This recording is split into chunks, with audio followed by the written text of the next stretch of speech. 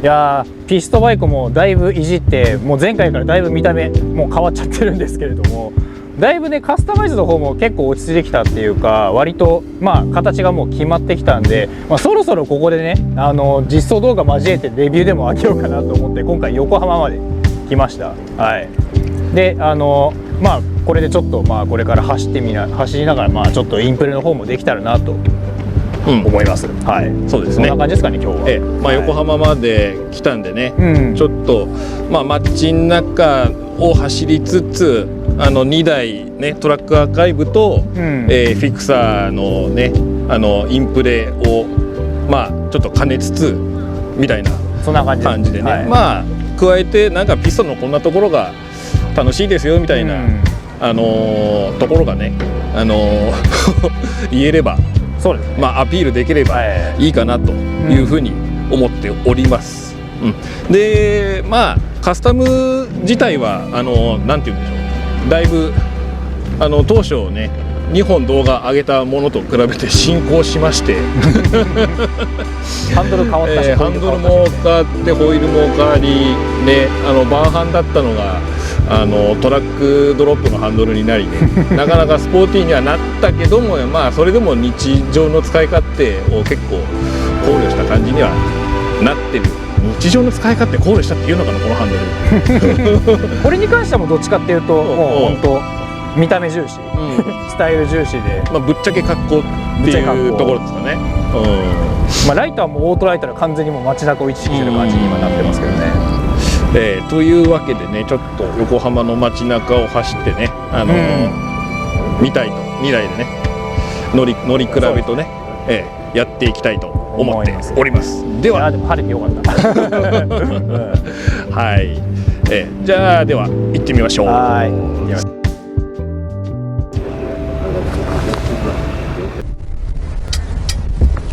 よいしょ。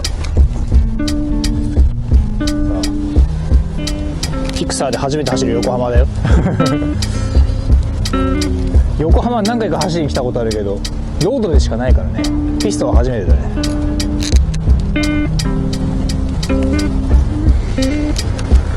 いややっぱ天気がいい日に走るピストは最高だねロードでも最高なんだけど、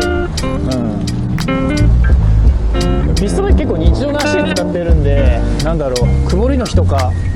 雨の日とかも普通に乗るんですけどね、やっぱ晴れた日に走るのが一番いいよね。夏はちょっと暑かったけどこれぐらい秋ぐらいになってくると結構走りやすくなるんで、やっぱこれぐらいの季節結構自転車はやっぱ最高ですわ。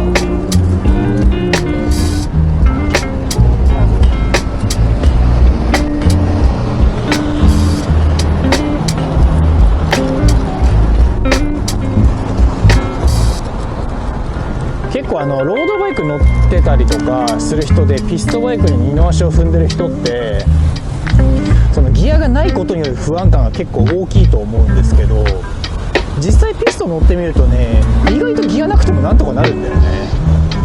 むしろギアが少ないことによるメリットが結構わかるというか、やっぱりギアがどうしても自転車最初選ぶ時ってママチャリとかもそうなんですけど、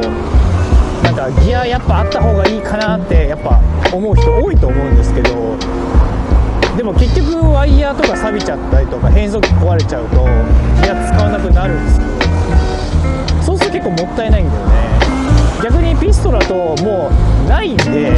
つけることもできないんで、このないギアでどう楽しむかみたいな感じになるんで、意外とねでもなんとかなるんだよね。ピストバイクってギア比をそのクランクとか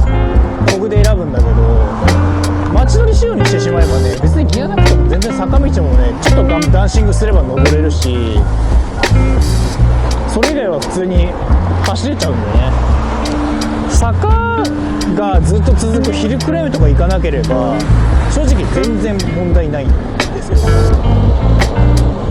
むしろねギアがないことによるその整備のしやすさとか掃除のしやすさとかそういうメリットばっかりがねピストン乗ると見えてくる。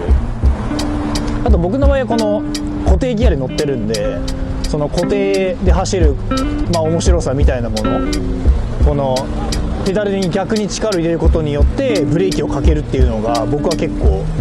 好きなんで、そういう楽しさが逆に出てくる。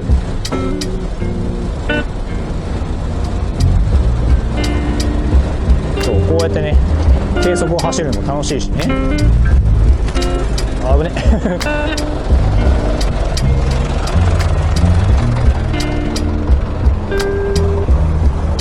なんで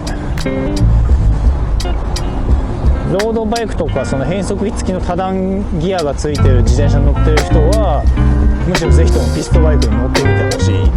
でバランス感覚とか自信がある人はぜひ固定ギアに乗ってほしいですね。僕としては固定ギア楽しいよ本当に。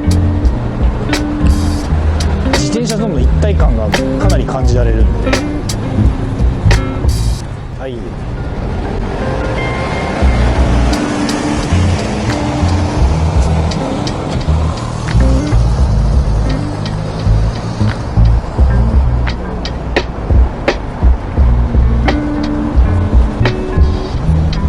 街中をそのピストで走ると、ピストってやっぱロードと違ってギアがない分長距離を走ると結構疲れちゃうんで、本当走るとしたら街乗りというか短距離、比較的短距離を走るような形になると思うんですよね。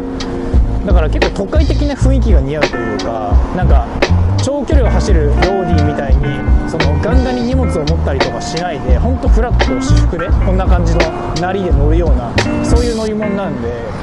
なんか都会的な雰囲気があるというか、そういうイメージが僕はピストにはあるかな。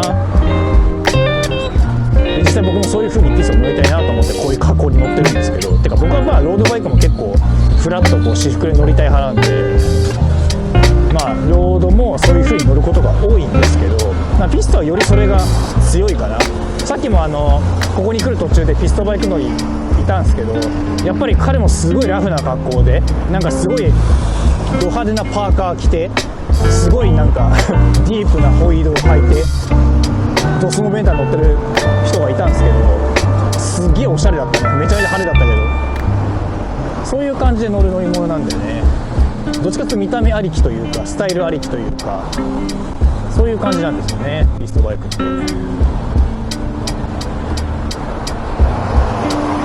ロードバイクに比べるとなんかピストバイク同士のなんか性能差ってあるんですけど、あんまりなかったりする。ただね、いじり方を変えたりとかギアを変えるとそれだけで結構ガラッと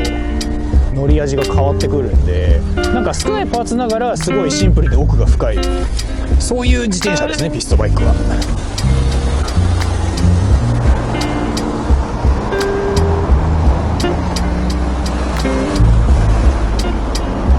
こういうイチョウ並木のところを走るのもいいよね。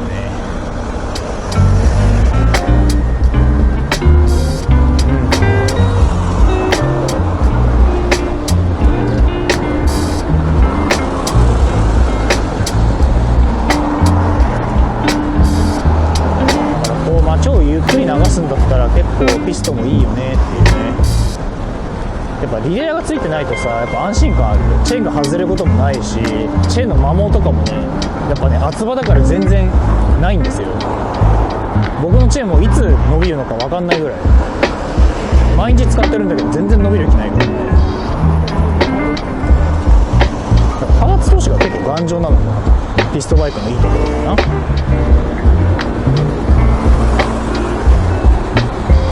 僕のフィクサーはアルミフレームなんで結構重量は軽いんですけど、黒森に比べるとその乗った時の気持ちよさは割と少ないんですけど、これをこうカーボンに変えたらだいぶね、なんかマシにはなったかな。乗り心地はだいぶ良くなりましたね。ライトオートライトにしたらもうね、ライトの電池を気にする心配がないのもこれもかなりね楽。いかに楽にいかにおしゃれにするかみたいな、本当に日常の足だね。そう考えると僕のピストバイクはそういうカスタマイズ。ハンドルは結構ドロップハンドルで割とトラックレーサーっぽく見た目重視で決めてるんですけど、結局使うのは街乗りというか、その通勤だったりとか近くのショッピング行く時とかに使うんで、やっぱライトのね、いちいちやっぱスポーツバイクってハンドルとかにライトつけてるとこう外さないと盗まれちゃうんで、そういう使い方するんですけど、オートライトだったらね、もう外すのもすっげえ難しいから外す人そんなにないんで、電池の気にしなくていい。途中で電池切れそうになってやばで充電しなきゃっていう、そういうのもなくなるんで、そういうところもねやっぱオートライトはいいね。このオートライトをぶっちゃけロードバイクにもつくんで、ロードバイクにつけようと思えばつけられるんですけど、ただロードバイクにつけるとね、ワイヤーがもしかしたらこの位置によっては干渉する、そのシフトワイヤーがね干渉するんだけど、ピストバイクそもそもシフトワイヤーついてないんで、その心配もないんで、そこら辺もやっぱいいよね。一応ね手組みホイールじゃなくて普通の完成車のホイールなんで、ディスクブレーキは今のところつかないんで、てかディスクブレーキでハブ台のもの見たことないからね。クイックリリースだってあるけど、多分スルーアクセルはまだないんじゃないかなっていう気はするんで、ディスクブレーキ化が全然進んでないピストバイクと特権かな、これに関しては。ロードバイクはどんどんディスク化が進んじゃってるけど、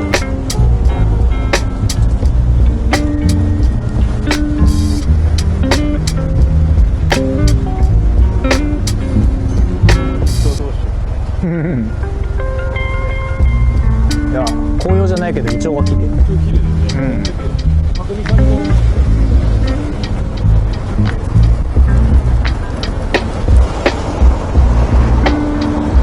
雲南州もなかなかだけど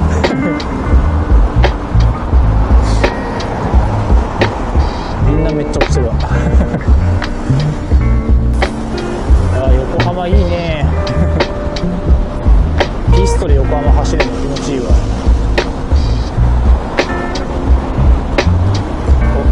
っち行くか。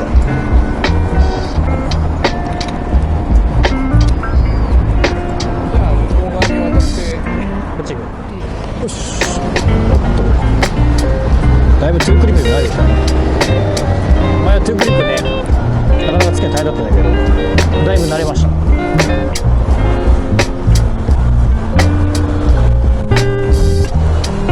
ビンディングの方が楽なんだけどね、やっぱりねピストはねどうしても私服で乗りたいからね、普通の靴でも乗れるようにしたいから、つけても半分ビンディング半分フラペみたいな靴じゃねえペダルか、トゥークリップになるかなっていう。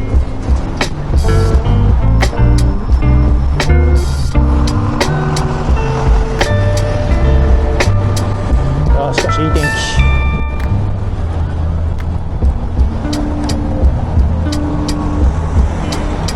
本当はねこれでねスタンディングの練習とかもやりたいんだけどね、なかなかねスタンディングうまくいけないんだよねペダリングはだいぶでも綺麗になった気がする。やっぱりピストバイク乗ってるとずっと足回し続けるんで、ペダリングやっぱどうしても綺麗になりますね。特にチェーンがその緩い状態で乗ると、ペダリングがギクシャクしてるとねあんまうまく漕げないんですけど、その辺がだいぶ改善されたというか、どういう風に足を回したらいいのかなっていうのが結構ね、ピストバイクはそういうのをなんか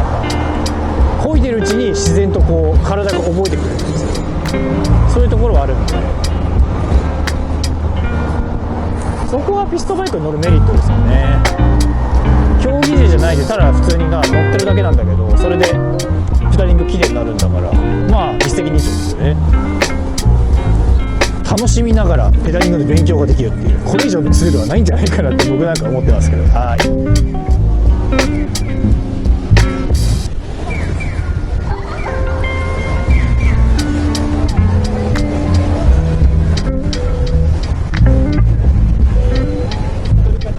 自転車の原点に近いピストバイクがいまだに人気があるのって、このシンプルさゆえのおしゃれさと、この固定ギアの楽しさ、それがあるんだなと思いますね。やっぱねクロスバイクも便利なんだけどね、その気軽に乗れて楽に乗れるっていう意味ではすごい便利なんだけど、やっぱ固定ギアの楽しさはやっぱピストバイクでしか味わえないですね。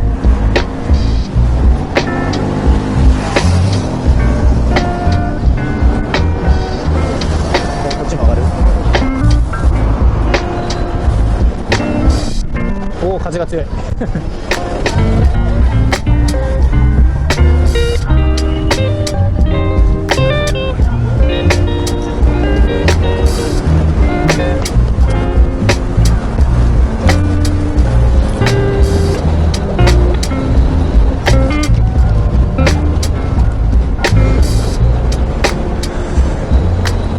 この前 CMWC、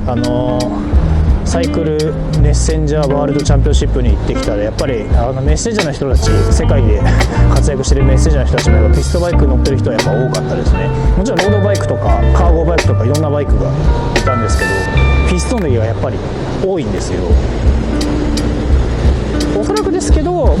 ピストバイクが昔から活躍してたっていう時代背景もあるんですけど、やっぱりその構造がシンプルなことによるその頑丈さとかメンテナンス性の高さとか、そういうのが結構やっぱピストバイク乗るメッセンジャーがピストバイクを使う理由なんじゃないかなって僕なんかは思っております。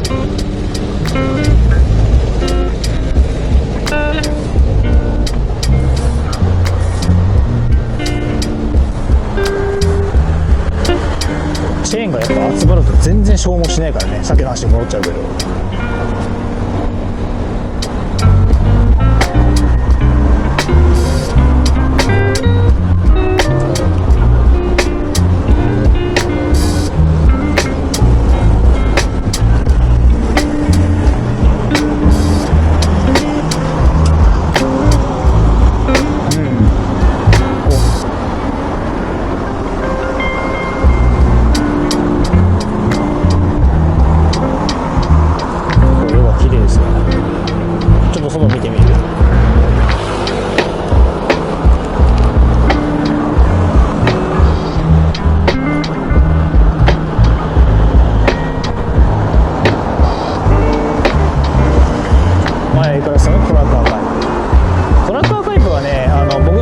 先に岩倉さん片自転車なんですけど、ハンドルとかはロードバイクと同じようなポジションについてるんですごい乗りやすい。ただあれかな、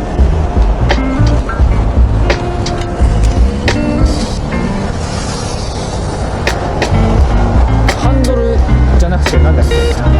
前輪がちょっと近くにあるんで、ハンドル切りすぎると前足っていうか足にね前輪が当たるっていうねところがあって、そこだけちょっと扱いにくい。僕の自転車は結構そこが広いんでギリギリ当たらないんですけど、トラック用のやつってホイールベースが短いんで前輪が結構手前にあるんで足が当たりやすいんですよね。一部のロードバイクもそういう需要になってるんですけど、僕のフィクサーは街乗り用なんで割と前輪がこう前に出てるんで、あんまり足にペダルが当たりづらいっていうのがあって、だからその狭いところでハンドルグイって曲げても意外と安心感はあるんですよ。ただトラックアーカイブはその分そのハンドリングがすごい機敏でグイグイ曲がってくれるんで、なんだろう、ロードバイク、レーシングロードバイクみたいな機敏さがある。だから街乗りでこうゆったり乗るんだったら僕のフィクサーの方が乗りやすいとは思うんですけど、単純に速さとかそういうので見ると多分トラックアーカイブの方が速いのかなっていう、そういう感じになってます。ホイールも僕のやつより軽いやつがついてるんでやっぱ速いですね。特に加速がすげえ速い僕のやつ今オートライドついてるからフロント前輪が結構重いんですけど、トラックアーカイブはかなり軽めのホイールがついてるんで、そこがねやっぱりね重さっていうかね加速性につながっていくのかなっていう。ギア比も最近ね、もともと前48っていうのが今46ついてるんで、すごい加速重視になってるんで、僕のギアと同じギア比になってるんでかなり走るようになってます。一回乗せてもらったけどね加速に関しては僕のフィクサーより全然速いですね。てか下手なロードバイクより全然速い。ロードバイクと違ってやっぱ減速機とか余分なものがついてないで、余分なものって言い方は失礼だけど、そのワイヤーとか全然ついてないんでやっぱ軽いんですよピストバイクって。カーボンフレームじゃなくても、だからピストバイクのカーボンフレームがあったら相当速いんじゃないかなと僕なんか思ってるんですけどね。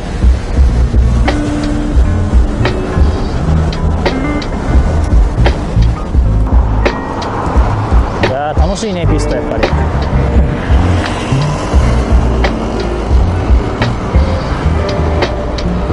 この楽しさを乗ってみないとなかなか伝えるのが難しいんですけど、とりあえずね楽しさに関してはちょっと乗ってみないと分かんないとは言いつつ、ロード乗りの人がよく感じるそのギアがないことによる不安感とか、そういうのは意外とないよっていうことだけは伝えておきたいなっていう僕は思いますね。個人的にはシングルのメリットとしてはやっぱりそのシンプルさゆえの楽しさみたいなものはやっぱりあるんで、それが結構多分ねロード乗りもね乗ったらハマると思う。人にもよるけど、ロードバイクの方がやっぱりそのレースで使われてる機材の分、その進化の度合いが激しいというか、バンバン変わっていくじゃないですか。だから新しいモデルってすごい性能高かったりするんですけど、ピストバイクって結構なんかなんだろうな、競輪選手が使ってるっていうのもあるけど、結構なんだろう、まだそのレトロな部分が結構残ってるっていうか、使われてる規格とかもオクタリングとか未だに使われてるし、そういうところがあるんで、まあ変わらない良さはピストバイクの方があるのかな。まあピストがそもそも結構ローテクというか、ロードバイクに比べるとあんまりハイテクとは無縁の存在ではあるんですけど、まあシンプルな良さ、変わらない良さ、まあスポーツカーとかで言ったらなんか昔のなんか電子デバイスとか一切ついてないなんかマニュアルのなんかただ走るだけで楽しいみたいな、そういう車の良さがピストバイクにはあるなって僕は思いますね。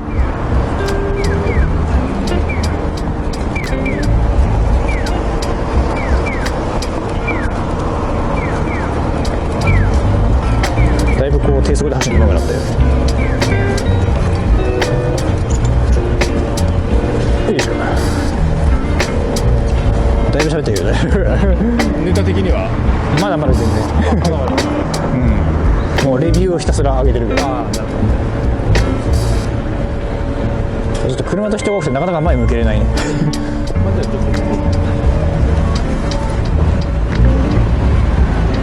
よいしょ。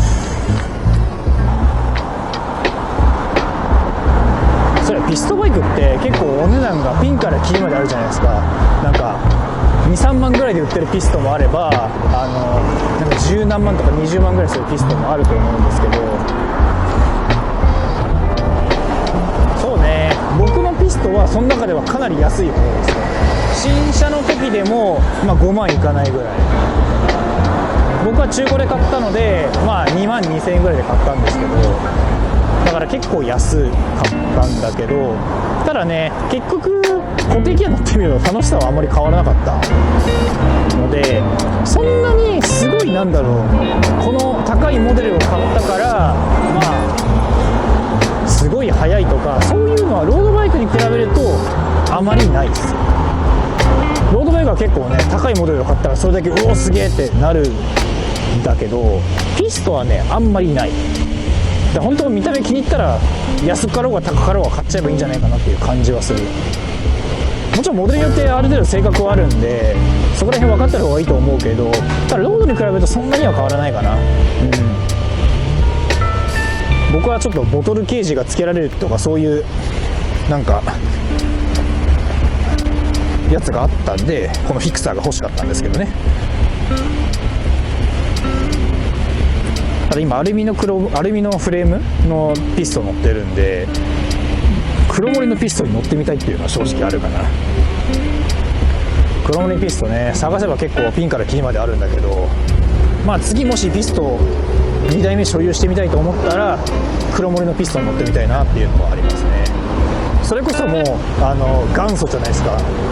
鉄のフレームって自転車の元祖だし、ピストバイクも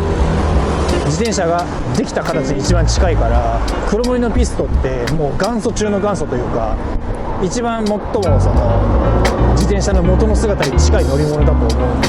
それはちょっとね乗ってみたいなっていうのはありますね。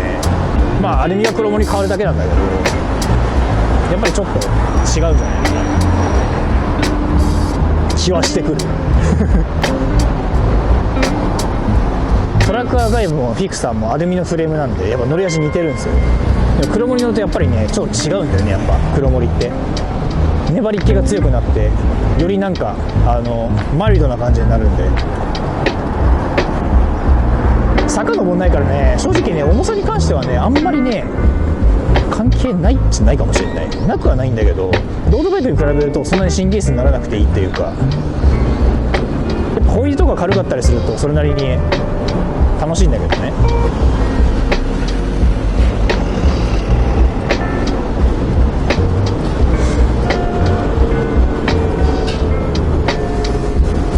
だからそういう意味ではいまだに競技用のトラック用の競技の自転車ってやっぱ黒森がいまだに一級一線で活躍してるのはやっぱそのピストバイクというかその競輪の自転車のまあ特徴かなっていう。シクロクロスとかもそうだけど、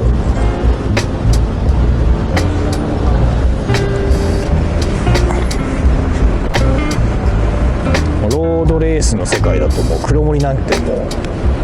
どっちかっていうと嗜好品というかレース用の機材ではなかったりするんですけど、シクロクロスとその競輪ぐらいかもう黒森が残ってるのって言ったら、競輪選手ね力が強すぎてね黒森じゃないとね機材がね壊れちゃうからね、そういう側面もあったりするから、いまだに鉄のパーツとかハンドルとかも黒森だったりとかフレームも黒森だったりするんですけど、ロードバイクはねもう長距離走に近いんで、いかにそのペース配分考えながらなるべく楽をしながらゴールするとか、そういう競技になってくるけど、競輪って本当瞬発力だからもうものすごい力がかかるっていうのがあるんで、やっぱ機材もどっちかっていうと信頼性とか頑丈さを重視するようなそういう設計になる。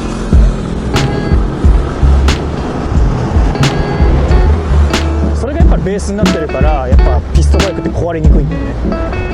もともとそういうすごい力を持ってる選手がガンガンに全力で踏んでも壊れないようになってるんで、チェーンとかも厚いし刃とかも厚いし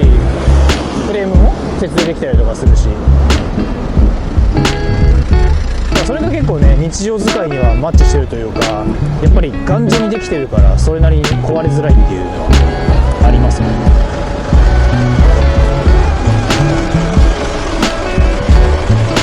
だいぶ年に来たねでもねボトルはつけた方がいいな。ボトルのね穴はつけてほしい。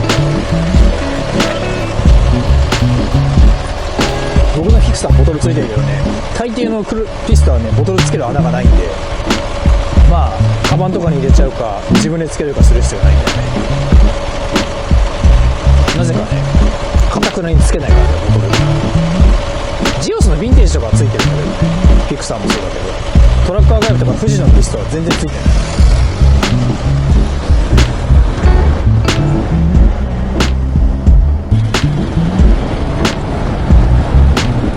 実はねこのピスト買った時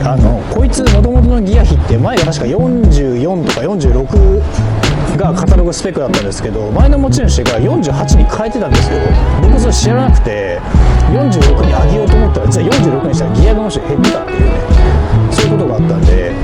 だから初めてその納車してからそのカスタマイズしてる時の動画出した時とかよりも今ギア比軽くなってるんですよ。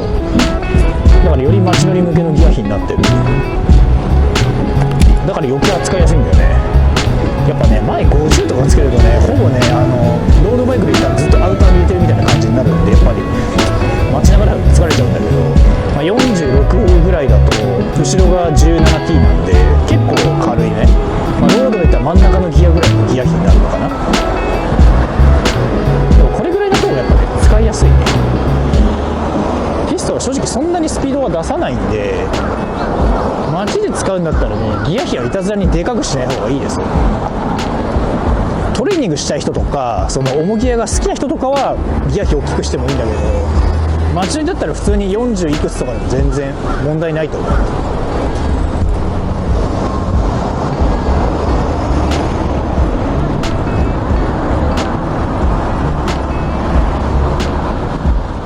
なんだろう、まあいいや。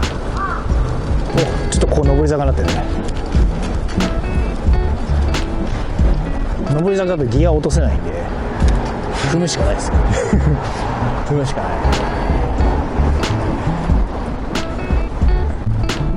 でもなんとかなるよピストラもそうミニベロもそうじゃん。ミニベロとかさ小径車もさ最初乗るときはさタイヤちっちゃいからすごいこがなきゃいけないのかなとか思うじゃん。でもね乗ってみるとね意外と走れるんだって感じでね、結構ねどこまでも行っちゃう人結構いるでしょ。ピストも同じ。小径車にはまる人もピストにはまる人もみんな最初はね怖いんだよみんな。でも乗ってみると意外と走れちゃうからそれどんどんはまってくっていう。僕も最初ピスト乗る時そうだったの。ギアないとやっぱきついんじゃないかなとか坂道大変なんじゃないかなって実際大変なんだけど、でもね意外と走れちゃう。むしろ楽しさの方が勝ってくるっていうね。自転車みんなそうだよな。ぶっちゃけロードバイクもそうでしょ。最初さロードバイク乗る今ハマってる人たちもさ、乗る前はさ、あんな細いタイヤ大丈夫かなとかさ、パンクしないかなとか、そういう心配とかしたじゃんみんな。でも乗ってみたらさ、意外とパンクしないで普通に乗れる。むしろその自転車の楽しさみたいなものがマッサージャーで結局ハマるって人多いじゃん。ピストも一緒。結局乗ってるうちにね、欠点がね分かんなくなってくる。長所ばっかりが見えてくる。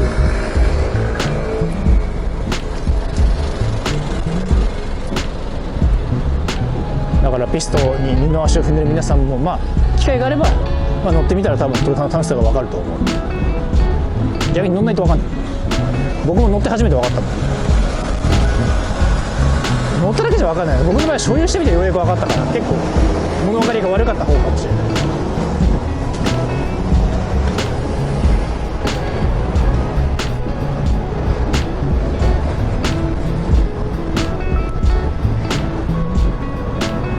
僕の友達須藤さんっていう方がいるんですけど、その人にピスト教えてもらったんだけど、なかなかピスト僕なかなか買えなくて、まあ、買おうと思えば買えたんだけど、まあ、このフィクサーみたいなその白い車体がなかったっていうのもあるんだけど、なかなかピストを買う勇気がなかったんだよ。でも買ってみたらね、結局一番乗ってるからね、これを須藤さんからしたらそれ見たことかって感じだと思うんだけど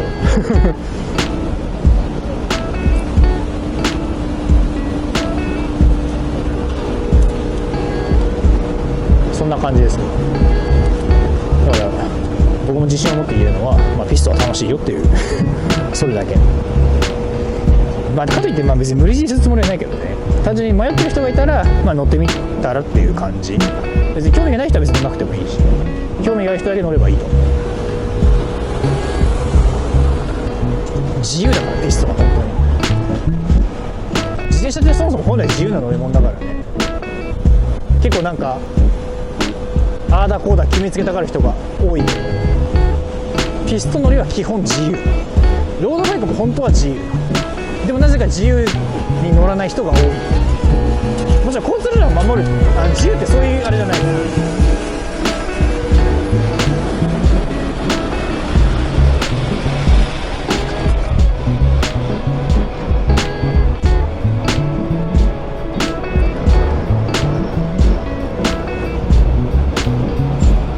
歩行者にしてもねえんだ、面白いね。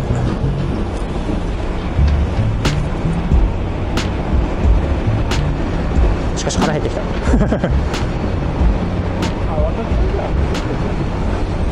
っち行ください。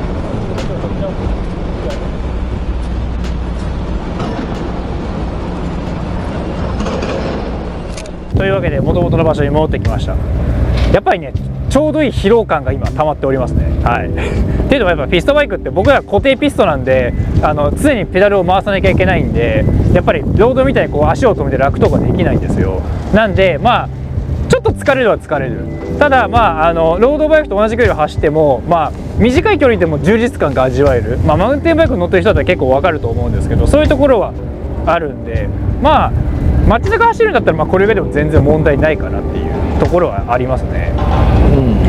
ギアないから結構不安がある人とかロードバイクには絶対いると思うんですけど、ギアチェンジする必要性がないんで、逆にむしろ楽なんですよ。その今どのあたりのギアに入ってるかなとかそういうの考えなくていいんで、そういうところはピストバイクの魅力かなっていう。坂道もなんだかんだ上がれるんで、ギア軽くすれば。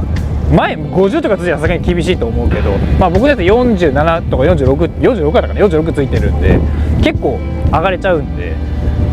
まあピストにまあ無理強いはもう当然しないんですが、まあ興味があるなって方は一度乗ってみたりとか買ってみたりするとピストの良さが分かるんじゃないかなと思うので、ぜひとも乗ってみてください。はいそんな感じですね。そうですね、そんな感じですね。まあとりあえずね、横浜の街中の坂道はね行ってないので、坂はねきつい坂はきつい行ってないんですけれども、2台ともフロントがまあこのフィクサーの方が、46T で、リア17ですね、これですね。で、トラックアーカイブの方がフロントが47の、17、まあほぼ一緒、ほぼ似たようなギア比で乗ってきたんですけども、本当街中は力いらないしね。そうそう、出だしも楽で、ちょっとね、足を鍛えたいとかトレーニングの目的があるっていう方は4950とかそういうのにまあ48でも乗れないことはないです。乗れなくはないですね。僕もさっきも言ったんですけど、48でも僕も乗ってたんで、それでも全然乗れないことはなかったんで、だから意外に大丈夫。速度的に35、40キロをあんまり回さないで、楽に乗りたいっていう人は48とかつけた方が使い勝手はいいかなっていう。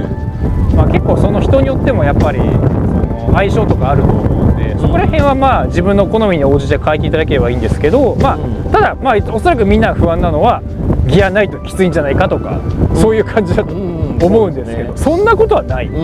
意外といけちゃう、僕より全然自転車乗ってない人でも全然ピストで通勤とかしてる人全然いるんで、まあそのなんて言うんでしょう、子供がこう補助輪が取れて乗った初めての自転車みたいなそういう楽しさがあるっていうありますね、なんか感じですよね。なんか補助輪取れてなんか自由になったみたいなそういうちょっと子供の自転車みたいな楽しみがある、そういうバイクになってますね。見た目はロードに似てるけどやっぱ似て非なるもの、特に固定にすると全然そうですね、やっぱ違うんで、そうでこの感覚は本当乗ってみるとわからない、あとはそのあれですね、このサドル高ですね。これおそらくロードの方、例えば自分のサドル高が BB からサドルのこうね座るところまで70という人がいたとしましょう。これですね、ピストバイクでやると大変なことになります、サドル高がですね75になりますそういう測り方をしていると。だからそういった意味でもかなりロードバイクとは違う乗り物だっていう、ね、気はしますね。まあね、なんて言うんでしょう、ロードバイクからディレイラーを取っただけじゃないっていうところをね、特に固定はねと、より深く味をかみしめるんじゃないかと思っております。最初から固定のちょっと怖いんで、まあ最初フリーで慣れて、でまあ固定を徐々に慣らしていくと、むしろ固定にしか乗れなくなるかなって大体ピストの時と固定ばっかりじゃん、フリー使う気がなくなっちゃうんだよね。なくなりますね、面白さにこうなんか負けちゃうんだよね、心がなんかメッセンジャーとかやってる人とかフリーの方がいい場合もあるけど、固定使ってるとねやっぱそれでブレーキかけれたりするんで、それが結構僕は結構面白みがあったりするんで、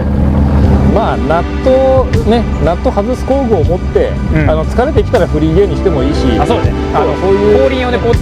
入れ替えればそのままフリーに変えたりもできる、両切りハブでね、そういう風にもできてるんで、